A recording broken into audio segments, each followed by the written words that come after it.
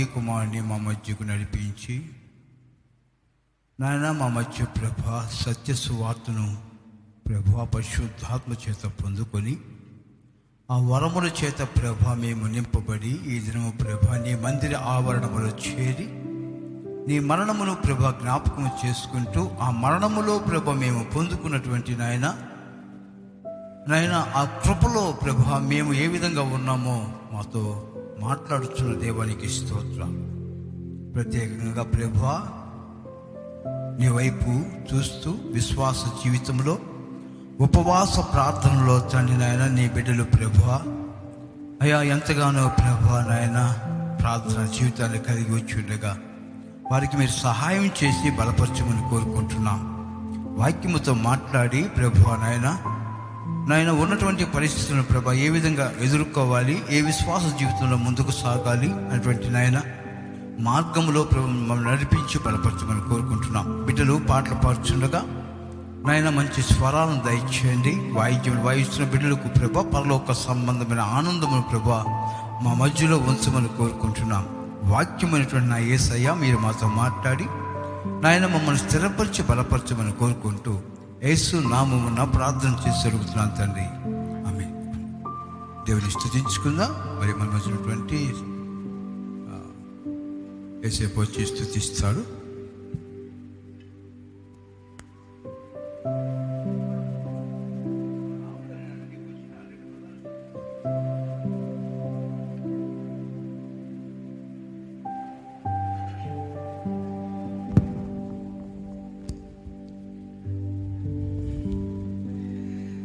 అందరం కళ్ళు మూసుకొని దేవుణ్ణి అమ్మని స్తుతిస్తాం.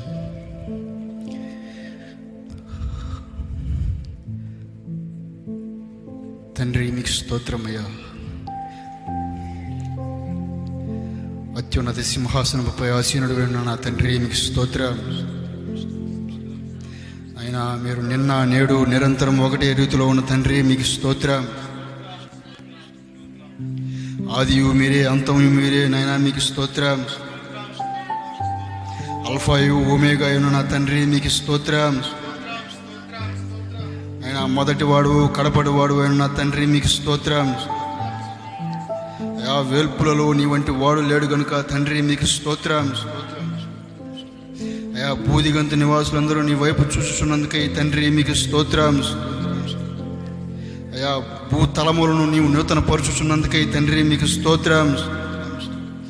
అయా ఉన్నవాడును అనువాడునైన తండ్రి మీకు స్తోత్రం. అయినా మహాకాశములు మీ సింహాసనములు, భూమి మీ పాదపీఠం తండ్రి మీకు స్తోత్రం. అయా దావీదు కుమారుడను పిలువబడుతున్న తండ్రి మీకు స్తోత్రం. పాతాళ లోకం తాళపు చెవులు కలిగిన తండ్రి మీకు స్తోత్రం. దావీదు తాళపు చెవులు కలిగిన తండ్రి మీకు స్తోత్రం. మీ కృప మీ కనికరం మా యందుంచి మమ్మల్ని కాచి కాపాడుతున్న తండ్రి మీకు స్తోత్రం. అయ్యా దేవుడు ఈ స్తుతుల మీద ఆసీనుడై ఈ స్తుతులను దీవించి ఆశీర్వదించునుగాక.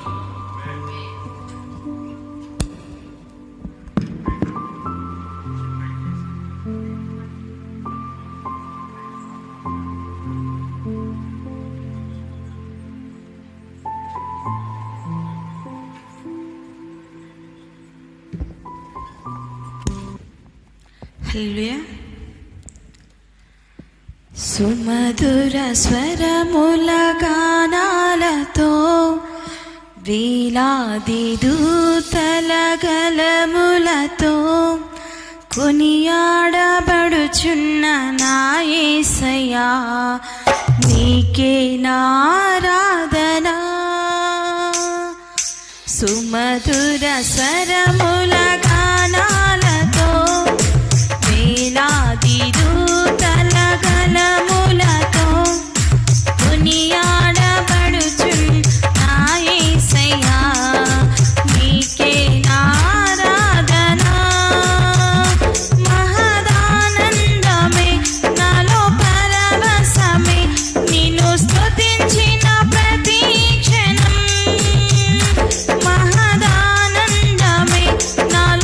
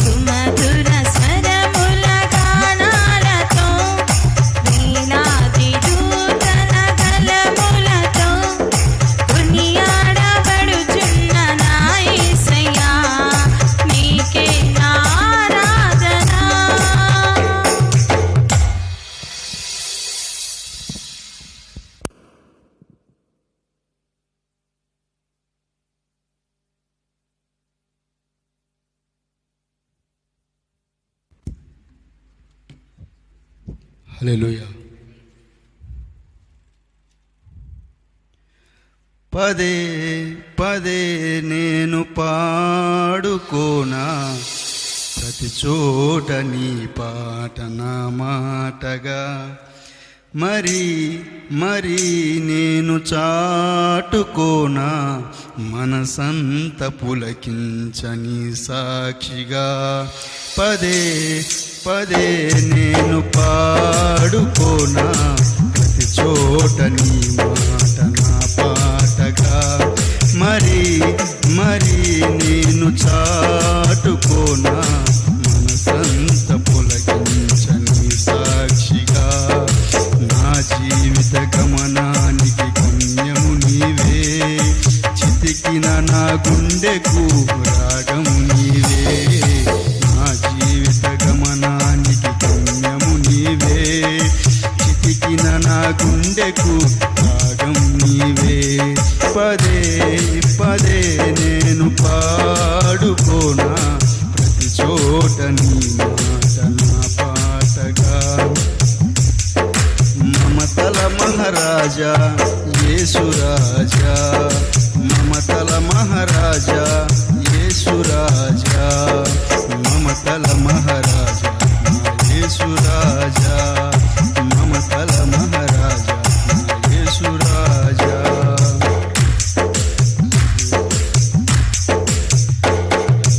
అడగక ముందే అక్కరలెరిగి అవసరాలు తీర్చిన ఆత్మీయుడా, ఎందరు ఉన్నా బంధువు నీవే, బంధాలను పెంచిన భాగ్యవంతుడా.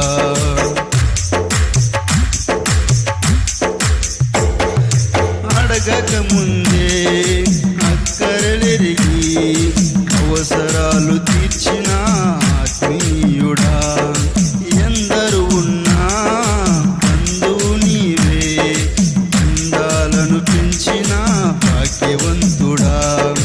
అవసరాలు తీర్చిన ఆత్మీయుడా, బంధాలను పెంచిన భాగ్యవంతుడా. అవసరాలు తీర్చిన ఆత్మీయుడా, బంధాలను పెంచిన భాగ్యవంతుడా. పదే పదే నేను పాడుకోనా, ప్రతి చోట నీ మాట నా పాటగా, మరి మరి నేను చాటుకోనా, మనసంత పులకించని సాక్షిగా.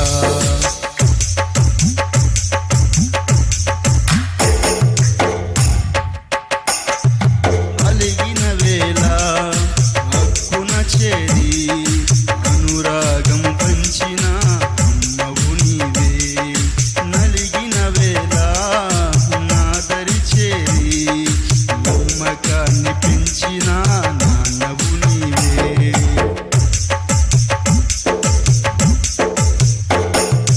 అలిగిన వేళ హక్కున చేరి అనురాగం పంచిన అమ్మవు నీవే, నలిగిన వేళ నాదరి చేరి నమ్మకాన్ని పెంచిన నాన్నవు నీవే. అనురాగం పంచిన అమ్మవు నీవే, నమ్మకాన్ని పెంచిన నాన్నవు నీవే. అనురాగం పంచిన అమ్మవు నీవే, నమ్మకాన్ని పెంచిన నాన్నవు నీవే.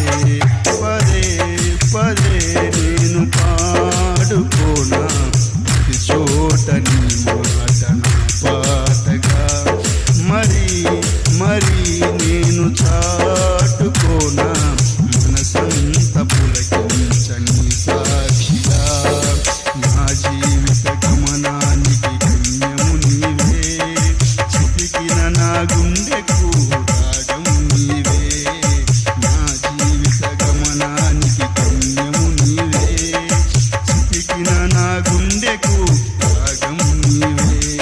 పదే పదే నేను పాడుకోనా, ప్రతి చోట నీ మాట నా పాటగా, మరి మరి నేను చాటుకోనా, మనసంత పులకించని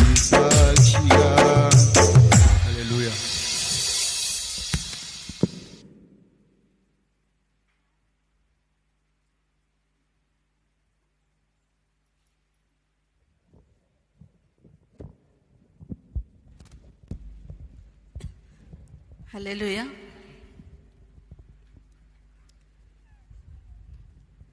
కావలెనా యేసయ్యా బహుమానము, చేయాలి విలువైన ఉపవాసము.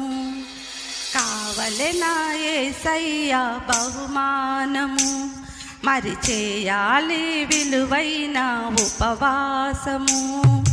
సిద్ధమౌ శ్రీ యేసుని ప్రియ సంగమా, చిగురించాలి అంజూరపు చెట్టు కొమ్మలా.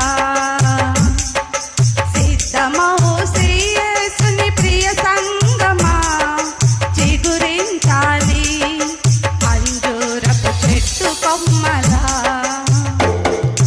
కావలెనా యేసయ్యా బహుమానము, చేయాలి విలువైన ఉపవాసము. కావలెనా యేసయ్యా బహుమానము, మరి చేయాలి విలువైన ఉపవాసము.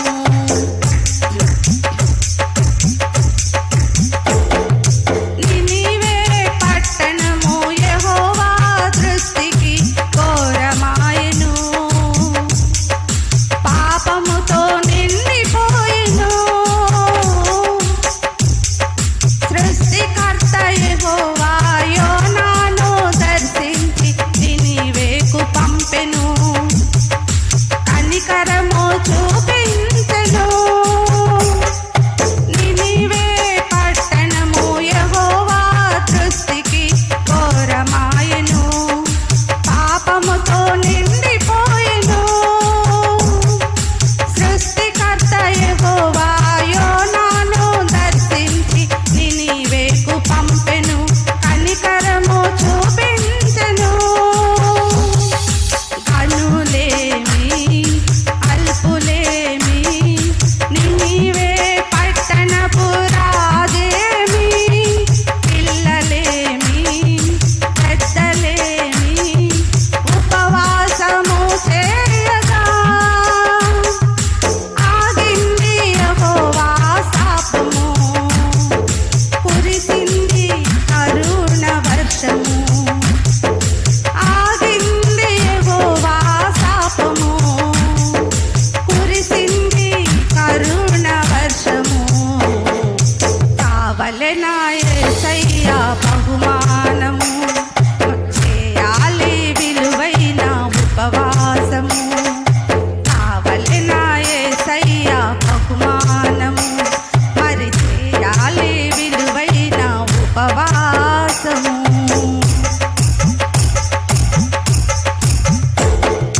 దేవుని ప్రజలను నశింపజేయుటకు దుష్టుడు తలచెను, కలవరము పుట్టించెను. మొర్దెకై వేదనతో రాజునొద్దకు పంపుట దైవ చిత్తమని ఎస్తేరును సిద్ధపరచెను. దేవుని ప్రజలను నశింపజేయుటకు దుష్టుడు తలచెను, కలవరము పుట్టించెను. మొర్దెకై వేదనతో రాజునొద్దకు పంపుట దైవ చిత్తమని ఎస్తేరును సిద్ధపరచెను. గనులేమి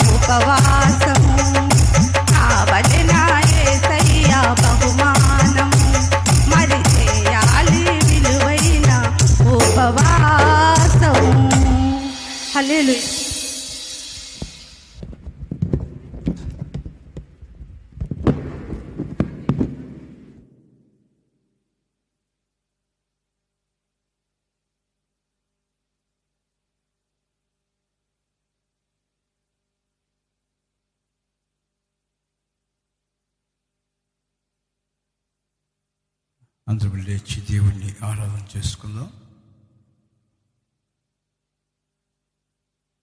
సర్వశక్తిమంతుని దేవుడు మనకు ఆశీర్వాదముగా ఉన్నాడు. ఆయన నామాన్ని కనపరుచుకుందాం. ఎక్కడైతే ఆయన నామమున 2-3 కూడి ఉంటారో అక్కడ నేను ఉంటాను సెలవిచ్చిన యేసయ్య. చిన్న మంద భయపడకుడి,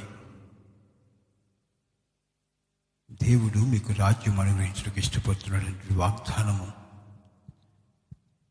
మన జీవితాల్లో బలభరితంగా ఉండడానికి, పరిశుద్ధాత్మ దేవుని యొక్క శక్తిని మనం పొందుకోవడానికి, తండ్రి అయిన దేవుని ప్రేమను బట్టి ఆయనకే మహిమ ఘనత ప్రభావాలు అర్పించుకుందాం. నా కొండ కోట నీవే, నా దాగు చోటు నీవే, నా ఉన్నత దుర్గము నీవే, నా యేసయ్యా. నా కొండ కోట నీవే, నా దాగు చోటు నీవే, నా ఉన్నత దుర్గము నీవే, నా యేసయ్యా. యేసయ్యా, యేసయ్యా, యేసయ్యా, నా యేసయ్యా, యేసయ్యా, యేసయ్యా, యేసయ్యా, నా యేసయ్యా. నా కొండ కోట నీవే, నా దాగు చోటు నీవే, నా ఉన్నత దుర్గం నీవే, నా యేసయ్యా.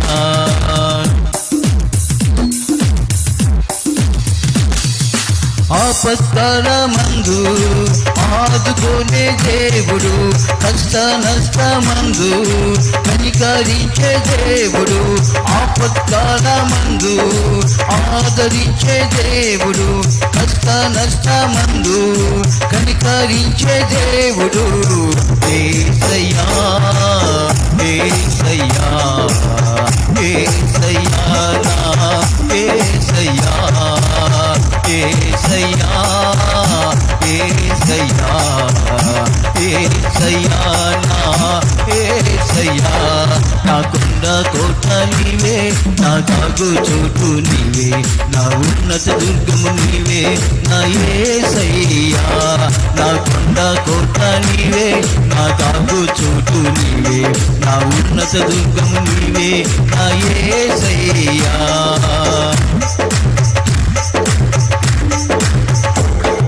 సింహపు బోనులోను దానియేలు దేవుడు, సింహపు నోళ్లను మోసిన దేవుడు, సింహపు బోనులోను దానియేలు దేవుడు, సింహపు నోళ్లను మోసిన దేవుడు.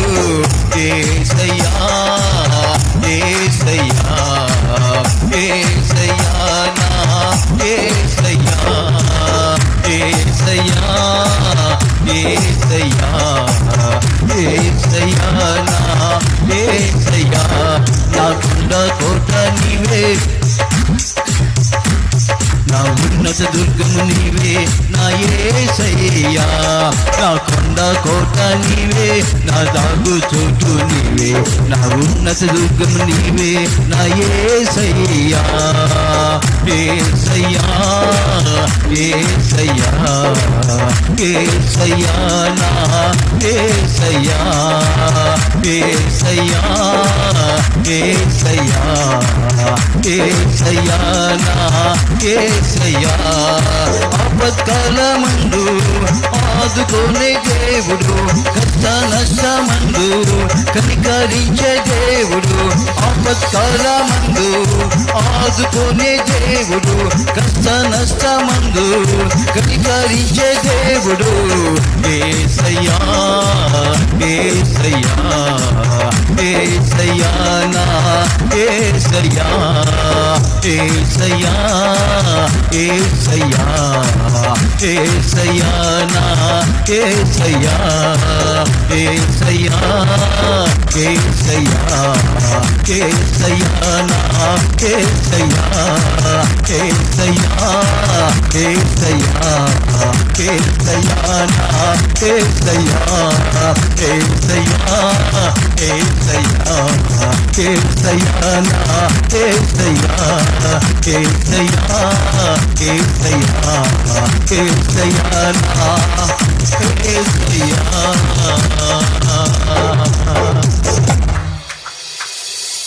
ఆయన మనం చూస్తున్న దేవుడు, మనల్ని గమనిస్తున్న దేవుడు. ఏ స్థితిలో ఉన్నా కానీ ఆయన విడిచిపెట్టే దేవుడు కాదు. ఆయన తన గాయపడిన హస్తం చేత మనల్ని బలపరచడానికి, కృంగి ఉన్న వారిని లేపడానికి, బలహీనమైన వారిని బలపరచడానికి, వారికి ఒక రాజ్యం ఇవ్వడానికి ఆయన ఈ లోకానికి వచ్చినటువంటి రక్షకుడు. ఆయన వైపు చూస్తూ ఆయనలో జీవితాన్ని ఫలభరితంగా మనము ముందుకు సాగడానికి దేవుడు కృపణకి ఇచ్చున్నాడు. దేవుడు మనతో మాట్లాడడానికి ఇష్టపడుతున్నాడు. Praise the Lord. Hallelujah hallelujah hallelujah. దయచేసి అందరూ కూర్చుందాం.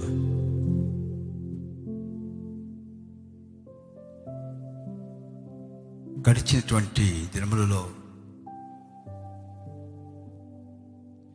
దేవుని యొక్క నిర్ణయం చొప్పున సంఘములో, సంఘ సహవాసములో ఎలా ఉండాలో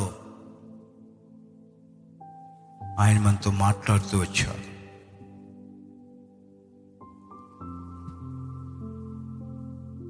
ఆయన మనల్ని సరిచేస్తాడు, సమాధానపరుస్తాడు. దేవుని వాక్యాన్ని చదువుకుందాం. గలతీయులకు రాసిన పత్రిక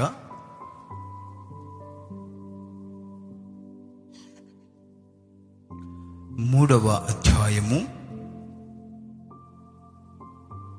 6 నుంచి 8 వరకు చదువుకుందాం. గలతీయులకు రాసిన పత్రిక 3వ అధ్యాయము 6 నుంచి 8 వరకు చదువుకుందాం. అబ్రహాము దేవుని నమ్మెను, అది అతనికి నీతిగా ఎంచబడెను. కాబట్టి విశ్వాస సంబంధులే అబ్రహాము కుమారులని మీరు తెలుసుకొనుడి. దేవుడు విశ్వాస మూలముగా అన్ని జనులను నీతిమంతులుగా తీర్చునని లేఖనము ముందుగా చూచి, నీయందు అన్ని జనులు అందరూ ఆశీర్వదింపబడుదురు అని అబ్రహామునకు సువార్తను ముందుగా ప్రకటించెను. చిన్న ప్రార్థన చేసుకుందాం. మమ్మల్ని ఎక్కువగా ప్రేమించినటువంటి మా పరలోకపు తండ్రి, నీకు వందనాలు. ప్రభువా, చదవబడినటువంటి లేఖనములో వాగ్దానం చెప్పినటువంటి అబ్రహాము ప్రభువా నీ నమ్మి నీతిమంతుడుగా ఎంచబడ్డాడు. ఈరోజు అన్యజనులైనటువంటి మా జీవితాల్లో అనేక మందిని ప్రభువా మీరు రక్షించడానికి పరిశుద్ధాత్మ దేవుని ప్రభువా భూమి మీదకి పంపి ఉన్నారు. నాయనా, పాపమును గూర్చి, నీతిని గూర్చి, తీర్పును గూర్చి ఒప్పింప చేయడానికి నాయనా జీవవాక్యపు వెలుగులో ప్రభువా నడిపించడానికి కృప చూపించమని యేసు నామమున ప్రార్థన చేసి అడుగుతున్నాను తండ్రి, ఆమేన్. మన ప్రభు అయిన యేసుక్రీస్తు వారి దివ్యనామమున మీకందరికీ శుభములు తెలియపరుస్తున్నాను. దేవుడు మిమ్మల్ని దీవించును కాక. బైబిల్లో ఉన్నటువంటి ప్రతి లేఖన భాగము మన జీవితాలకు సంబంధించినదే. దాన్ని అర్థం చేసుకోవడానికి పరిశుద్ధాత్మ దేవుని సహాయం మనకు కావాలి. అబ్రహాము జీవితంలో ఆయన ఒక శుభవార్తను ప్రకటించాడు.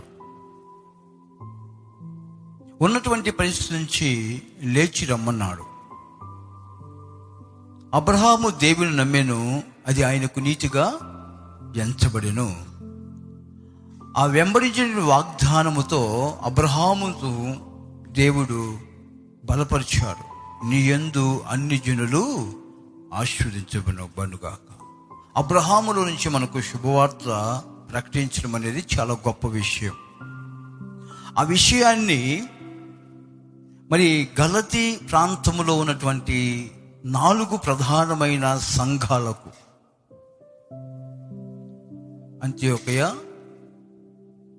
ఆ మొదటి మిషనరీ ప్రయాణ యాత్రలో కొనసాగినటువంటి ఈకోనియా, లుస్త్రా, దర్బే ఈ 4 పట్టణాలకు సువార్త ప్రకటించిన తర్వాత అక్కడున్న వారిని బట్టి ఈ గలతీ పత్రిక రాయడం జరిగింది. ఆ గలతీ పత్రిక యొక్క సారాంశం ఏంటంటే, మనం ఏదైతే అబ్రహాము వారసత్వంలో ఎదురు చూస్తున్నామో ఆ రక్షణ ఈరోజు మనకు యేసుక్రీస్తు ద్వారా మనకు అందివ్వబడినది. ఆత్మీయ జీవితమునకు కావలసినటువంటి ప్రాముఖ్యమైనటువంటి వాడు ఎవరు అని అంటే అబ్రహాము సంతానం. దీంట్లోంచి ముస్లిం, జూడాస్, అలాగే క్రిస్టియానిటీ, ఈ 3 అబ్రహాములో నుంచి ఉద్భవించబడినవి అని చెప్పుకుంటాం. అబ్రహాము మనకు తండ్రి. ఈరోజు మరి ఆ అబ్రహాముకు ఏ సువార్త అయితే దేవుడు అందించాడో ఆ సువార్త మనకు అన్యజనులైనటువంటి మనకు రావడానికి పరిశుద్ధాత్మ దేవుడు అనేక విధాలుగా ఆయన అనేక మంది ద్వారా ఈరోజు మనకు సువార్త అందించాడు.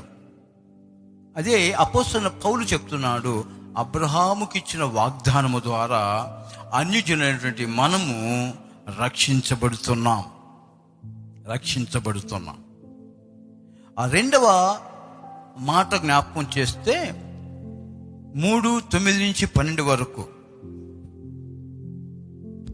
గలతీయులకు రాసిన పత్రిక 3వ అధ్యాయము 9-12 వరకు. కాబట్టి విశ్వాస సంబంధులై విశ్వాసము గల అబ్రహాముతో కూడా ఆశీర్వదింపబడుదురు. ధర్మశాస్త్రము విధించిన క్రియలకు సంబంధులకు శాపమునకు లోనై ఉన్నారు. ఎందుకనగా ధర్మశాస్త్ర గ్రంథమందు వ్రాయబడిన విధులన్నీ చేయుట యందు నిలకడగా ఉండని ప్రతి వాడును శాపగ్రస్తుడు అని వ్రాయబడి ఉన్నది. ధర్మశాస్త్రము చేత ఎవడును దేవుని ఎదుట నీతిమంతుడని తీర్చబడడు అన్న సంగతి స్పష్టమే. ఏలయనగా నీతిమంతుడు విశ్వాస మూలముగా జీవించును.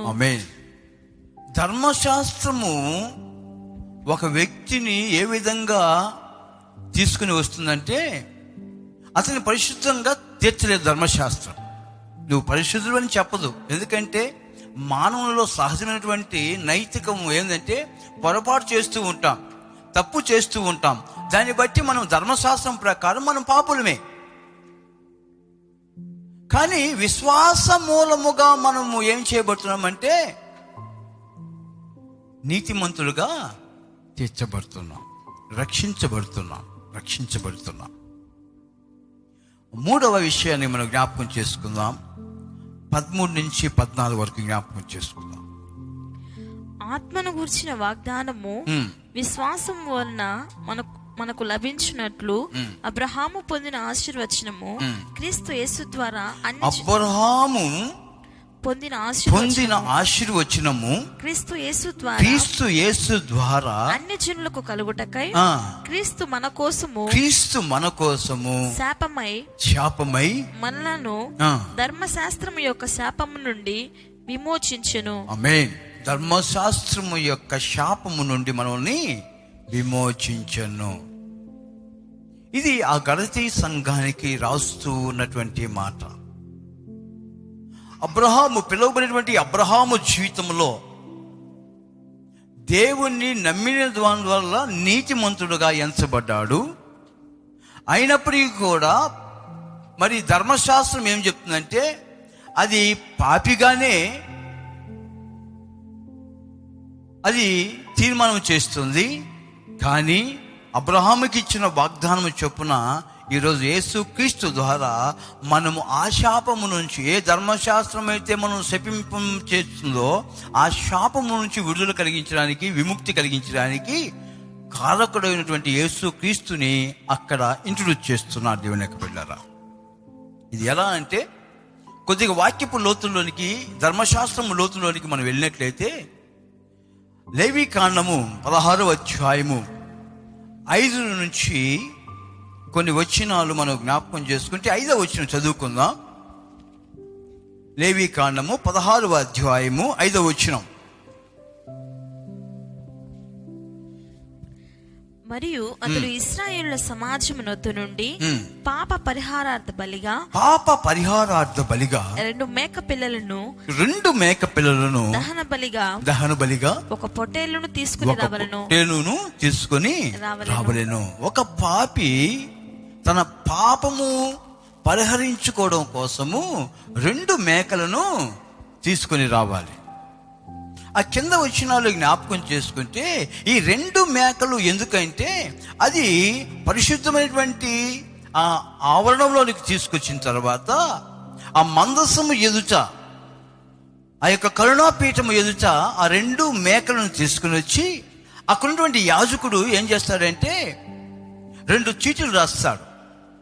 ఒకటి యెహోవా పేరిట ఒక చీటీ, రెండవది మేక మీద ఒక చీటీ. యెహోవా పేరిట ఒక చీటీ, మేక మీద ఒక చీటీ రాసి ఈ చీటీలు 2 ఆ మేక మీద 2 మేకల మీద వేసినప్పుడు యెహోవా పేరిట వచ్చినటువంటి చీటీ ఏ మేక మీద అయితే పడుతుందో ఆ మేకను దహన బలిగా అర్పించడానికి ఆయన ఆవరణంలోనికి తీసుకువెళ్తాడు. ఇంకొక చీటీ ఏ మేక మీద అయితే వచ్చిందో ఆ చీటీని వెలుపలకు తీసుకుని వెళ్తాడు. ఈ 2 మేకలు, ఒకటి దేవుని ఆవరణంలోనికి వస్తుంది, రెండవ మేక అది ఇంకొక దగ్గరికి ఊరి వెలుపలకు అది తీసుకుని వెళ్తారు. అంటే అంగీకరించినటువంటి మేక, ఈ లోపలికి అంగీకరించినటువంటి మేక, యెహోవా పేరిట వచ్చినటువంటి మేకను బలిచ్చిన తర్వాత దాని రక్తాన్ని ఏం చేస్తారంటే కరుణాపీఠం మీద చెమరుస్తారు. అలా 7 మార్లు చెమరించిన తర్వాత వారి పాపములు మరి పరిహరించబడతాయి. ఇవ్వడమైనటువంటి మేక మీద వచ్చినటువంటి ఆ చీటీ ఏదైతే ఉందో ఆ మేక కాడికి వెళ్ళి ఆ వ్యక్తి యొక్క పాపములన్నీ ఆ మేక తల మీద ప్రోక్షించి తను ఏ పాపం మీద చేశాడో ఆ పాపములన్నీ దాని తల మీద, నేను చేసిన పాపములకు ఇది శిక్ష కలుగునుగా, కానీ దాని తల మీద చేయబెట్టి తన పాపములన్నిటినీ వాటి మీద వేస్తాడు. అప్పుడు ఆ మేకను గవిని వెలుపలకు తీసుకుని వెళ్ళి దాన్ని బలిస్తారు. ఆ 2 వ్యత్యాసాన్ని జ్ఞాపకం చేసుకుంటే 16వ అధ్యాయము 9-10 వచనాలు జ్ఞాపకం చేసుకుంటే మొదటి మేక, యెహోవా పేరిట వచ్చినటువంటి మేక యొక్క పరిస్థితిని అక్కడ రాయడం జరిగింది. చదువుకుందాం. ఏ మేక మీద యెహోవా పేరిట చీటీ పడునో ఆ మేకను అహరోను తీసుకుని వచ్చి పాప పరిహారార్థ బలిగా అర్పింపవలెను. ఆమేన్. మరి 16వ అధ్యాయము 20-22 వచనాలు జ్ఞాపకం చేసుకుంటే అతడు పరిశుద్ధ స్థలమునకు ప్రత్యక్షపు గుడారమునకు బలిపీఠమునకు ప్రాయశ్చిత్తము చేసి చాలించిన తరువాత ఆ సజీవమైన మేకను దగ్గరకు తీసుకుని రావలెను. అప్పుడు అహరోను సజీవమైన ఆ మేక తల మీద తన 2 చేతులు ఉంచి ఇశ్రాయేళ్ల పాపములన్నీ అనగా వారి దోషములన్నీ వారి అతిక్రమములన్నీ దాని మీద ఒప్పుకొని ఆ మేక తల మీద వాటిని మోపి తగిన మనుష్యుని చేత అరణ్యంలోనికి దాన్ని పంపవలెను. ఒక మేక దేవునికి దహన బలిగా అర్పిస్తారు, ఇంకొక మేక మీద వారి పాపములు మోపి అవి అరణ్యములోనికి తీసుకుని వెళ్తారు. ప్రతి ఒక్కరూ వాళ్ళ పాపము నిమిత్తము ఇలా ప్రాయశ్చిత్తం చేయాలి. ఈ యొక్క బలి విషయంలోకి వస్తే మరి లేవీకాండములో 5 ప్రాముఖ్యమైనటువంటి బలుల గురించి రాయడం జరుగుతుంది. ఆ 5 అధ్యాయాలు, లేవీకాండం మొదటి అధ్యాయములో సర్వాంగ దహన బలి అనేటువంటి మాట ఉంటుంది. సర్వాంగ దహన బలి ఇది యేసుక్రీస్తు యొక్క బలికి బయలుపరుచుతున్నటువంటి విధానము అక్కడ కనిపిస్తుంది. లేవీకాండము 2వ అధ్యాయములో నైవేద్యం గురించి, భోజన పదార్థాల గురించి అక్కడ రాయడం జరిగింది. నైవేద్యము మరి భోజన బలి అంటారు దాన్ని. మూడవ అధ్యాయంలో జ్ఞాపకం చేసుకుంటే సమాధాన బలి గురించి వివరించడం జరిగింది. 4వ అధ్యాయములో పాప పరిహారార్థ బలిని గురించి రాయడం జరిగింది, దాన్ని ఏ విధంగా చేయాలి అని. 5వ అధ్యాయంలో అపరాధ పరిహారార్థ బలి, దీని గురించి. ఇవన్నీ దేనికి సాదృశ్యంగా ఉన్నాయంటే దీనికి పరిహారము అక్కడ ఛాయగా కనిపిస్తుంది పాత నిబంధనలో.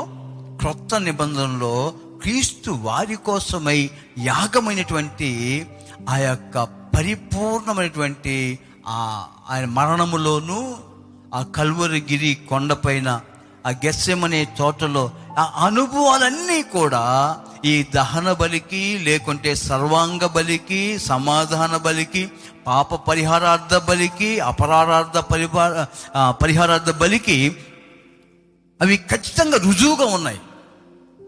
పాత నిబంధనలో ఏ బలి అయితే మన పాపము నిమిత్తము బలి చేయబడిందో, మన పాపమును వాటి తల మీద మోపబడ్డామో, ఏ విధంగా మనం ప్రాయశ్చిత్తం పొందామో అది ఛాయ. పాత నిబంధనలను లేవీకాండంలో ఇలా జరిగితే మనిషిని యొక్క పాపం పోతుంది. కానీ క్రొత్త నిబంధనలో ఆయన మాట్లాడుతున్నటువంటి మాట హెబ్రీకి రాసిన పత్రిక 12వ అధ్యాయము 24వ వచనంలో జ్ఞాపకం చేసుకుంటే దేవుని యొక్క బిడ్డరా, హెబ్రీకి రాసిన పత్రిక 12వ అధ్యాయము 24.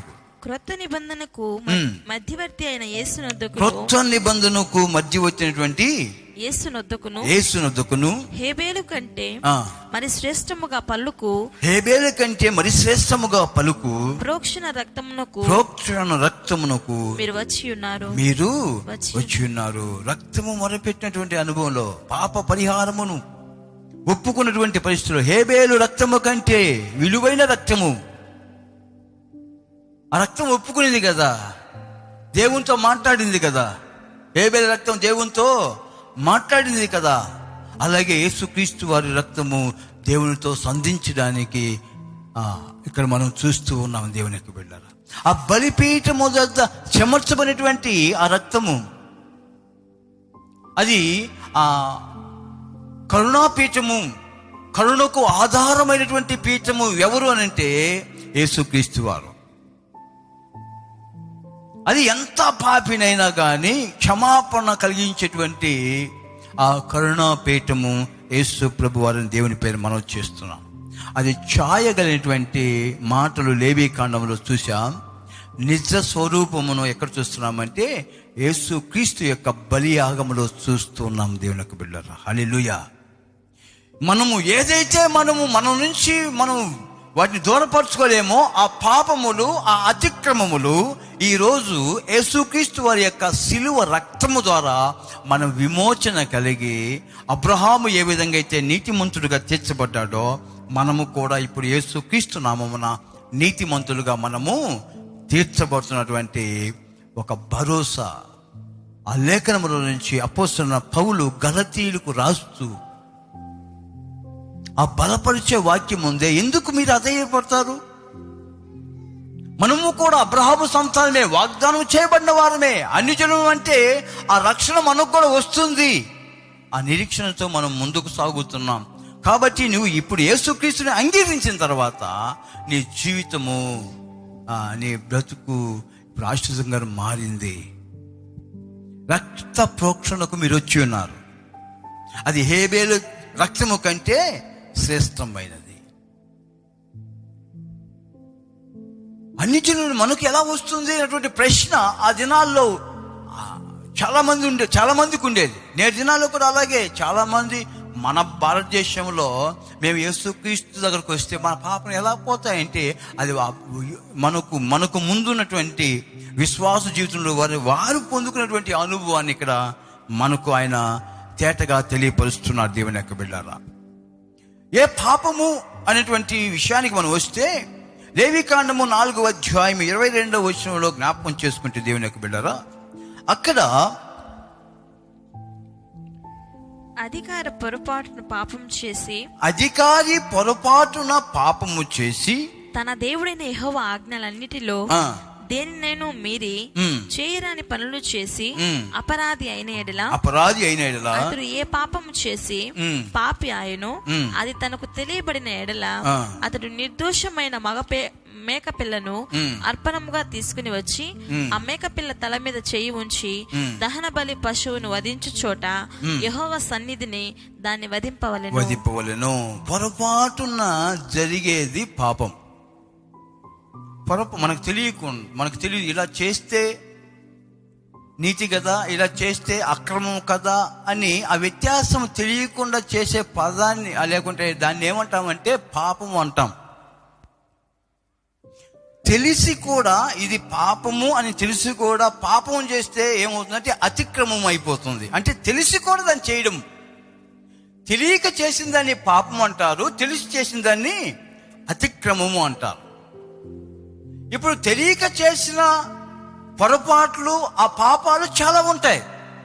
పాపానికి పరిహారము మనం చెల్లించాల్సిందే, ధర్మశాస్త్రముకు లోనైన వారు. కానీ యేసుక్రీస్తు వారు పాపులను కూడా క్షమించడానికి లోకానికి వచ్చినటువంటి వాడు. హల్లెలూయా. మనం తెలియకుండా చేశాం కదా, మనకు తెలిసి కాదు కదా.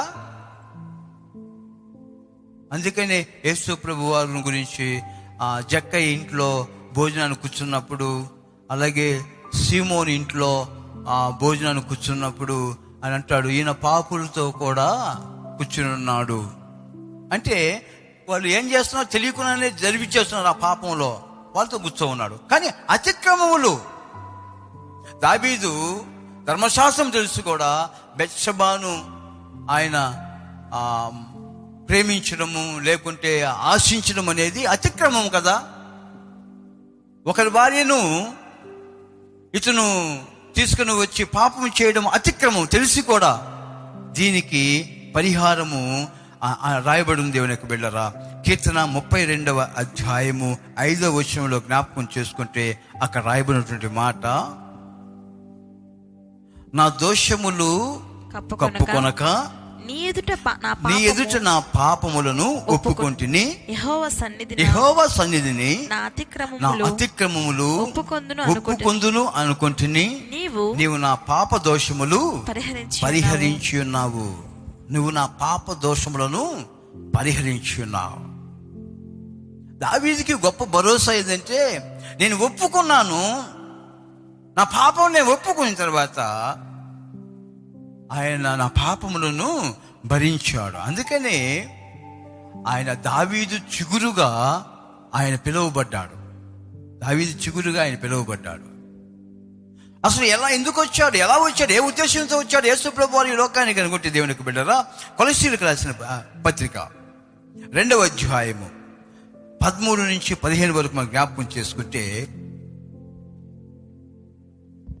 మనకు విరోధముగా నుండిన పత్రమును మరియు అపరాధముల వలనను శరీరమందు సున్నతి పొందక ఉండుట వలనను మీరు మృతులై ఉండగా దేవుడు వ్రాతరూపకమైన ఆజ్ఞల వలన మన మీద రుణముగాను మనకు విరోధముగాను ఉండిన పత్రమును మేకులతో సిలువకు కొట్టి దాని మీద చేవ్రాతను తుడిచివేసి మనకు అడ్డము లేకుండా దాన్ని ఎత్తివేసి మన అపరాధములన్నిటిని క్షమించి ఆయనతో కూడా మిమ్మల్ని జీవింపచేసెను. ఆయన వచ్చిన కార్యములు ఇక్కడ మనం చూస్తూ ఉన్నాం.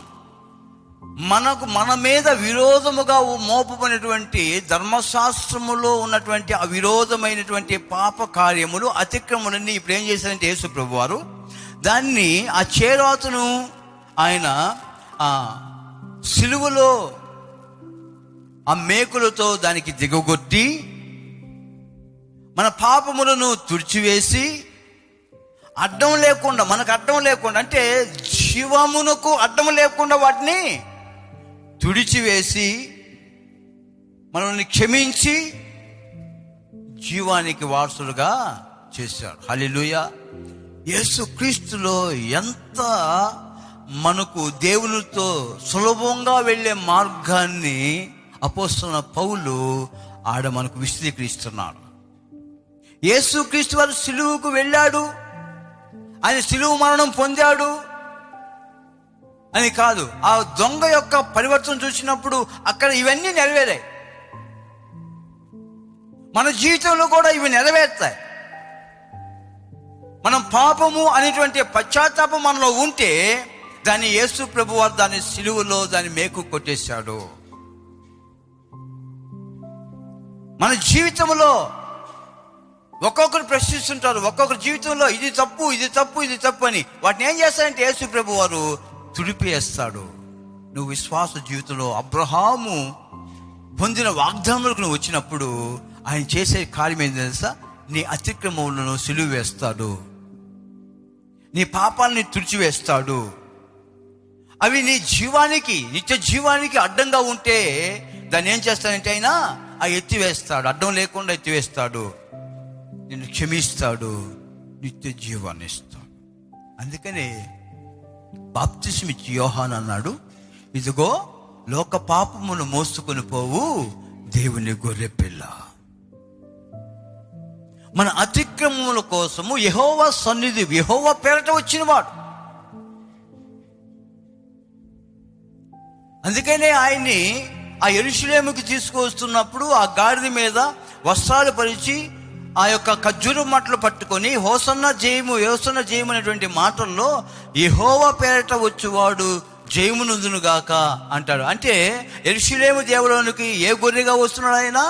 మన కోసము, మన పాప పరిహారం కోసం బలి అర్పించే గొర్రెగా ఆయన యెహోవా పేరట వచ్చుచున్నాడు. గవిని వెలుపల ఆయన సిలువలో వేయబడ్డాడు.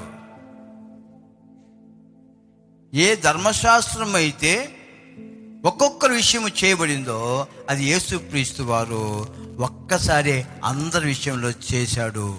ఈరోజు మనము పాపము పరిహరించినటువంటి యేసుక్రీస్తు యొక్క ఆ మార్గములో నిత్య జీవానికి వారసులుగా మనము ముందుకు సులభమైన మార్గము, అన్ని జనులకు సులభమైనటువంటి మార్గాన్ని అక్కడ అందిస్తున్నాడు అపోస్తలుడైన పౌలు.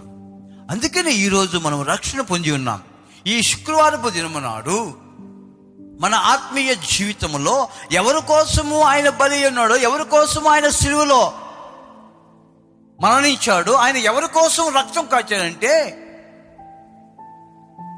నేను యెహోవా పేరట ఒక చీటి, గొర్రె పేరట ఒక చీటి నేను వేసినప్పుడు నా పాపము నిమిత్తము బలియాగమయ్యి, నా పాపము నిమిత్తము గవిని వెలుపల మరణం పొందినటువంటి మేక ఎవరో కాదు, ఆయన సజీవుడైన యేసుక్రీస్తు వారు. ఆ మేకే, ఆ బలి పశువే ఈరోజు యేసుక్రీస్తుగా నన్ను నిలబెట్టడం కోసము నా పాపములను ఆయన మీద, ఆయన తల మీద మోపి, నా పాపములను ఆయన మీదకు మోపి ఆయనను నేను బలి పశువుగా చేసి ఈరోజు నేను ఆ నీతిమంతుడుగా కనబడడానికి ఒక గొప్ప ఆశీర్వాదం. నేను నీతిగా మంతుడుగా కనబడుతున్నానంటే కారణం ఏమిటంటే నా పాపములను ఆ యేసుక్రీస్తు వారి తల మీద మోపి ఆయనకి సిలువకు అప్పగించడం. అప్పగిద్దామా? ఇంకా ఏమన్నా ఉంటే, మన పాపములు కానీ అతిక్రమములు కానీ ఉంటే వాటిని భరించడానికి నేటికి కూడా ఆయన రమ్మంటున్నాడు. ఆయన రమ్మంటున్నాడు. ఆ ప్రేమను, ఆ యేసయ్య మనమే చూపిస్తున్న ప్రేమ చాలా గొప్పది.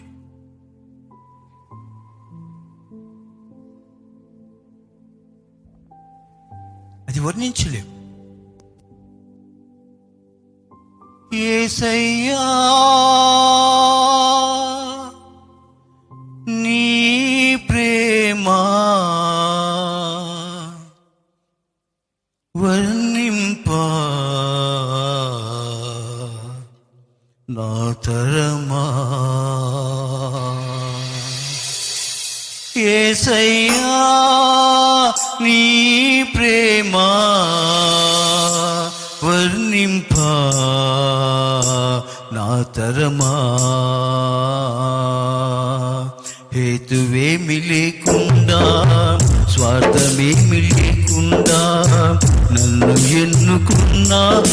యేసయ్యా ఏముంది నాలో యేసయ్యా చెయ్యున్న బతుకే నాదయ్యా ఏముంది నాలో యేసయ్యా చెయ్యున్న బతుకే నాదయ్యా యేసయ్యా నీ ప్రేమ వర్ణింపా నా తరమా యేసయ్యా నీ ప్రేమ వర్ణింపా నా తరమా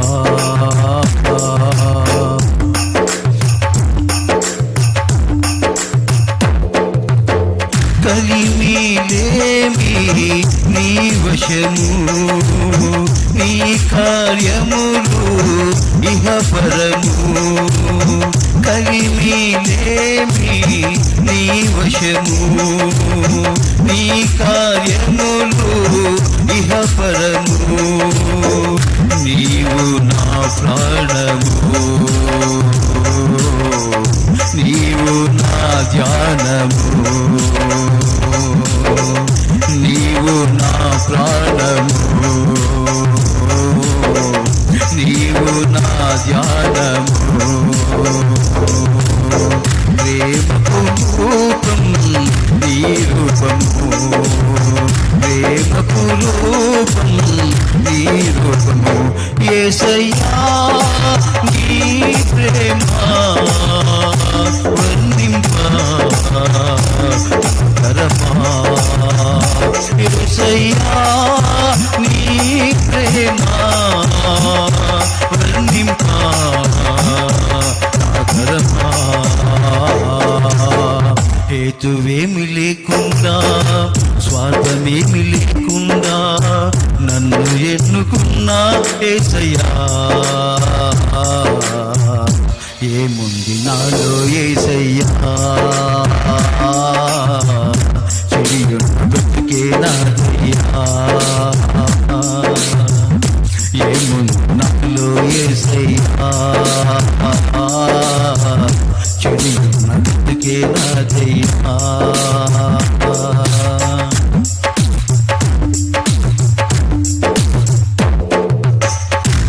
పాపములోనే తిరిగి తిని నా పాపములు విరచితిని పాపములోనే తిరిగి తిని నా పాపములు విరచితిని నన్ను దీవించినావు నన్ను పోషించినావు నన్ను దీవించినావు నన్ను పోషించినావు జీవపూటలు నా కొసగినావు జీవపూటలు నా కొసగినావు యేసయ్యా నీ ప్రేమ వర్ణింపా తరమా యేసయ్యా నీ ప్రేమ వర్ణింపా తరమా హేతువేమి లేకుండా స్వార్థమేమి లేకుండా నన్ను ఎన్నుకున్నా యేసయ్యా ఏముంది నాలో యేసయ్యా చెయ్యున్న బ్రతుకే నాదయ్యా ఏముంది నాలో యేసయ్యా చెయ్యున్న బ్రతుకే నాదయ్యా యేసయ్యా నీ ప్రేమ వర్ణింపా తరమా యేసయ్యా నీ ప్రేమ వర్ణింపా తరమా యేసయ్యా నీ ప్రేమ వర్ణింపా తరమా యేసయ్యా నీ ప్రేమ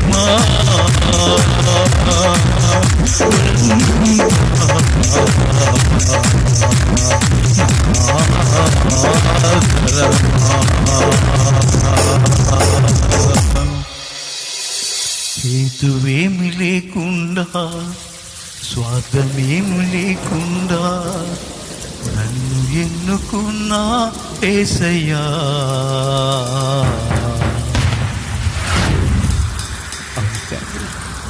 నాలో ఏముందని ప్రభువా నన్ను ఎన్నుకున్నా.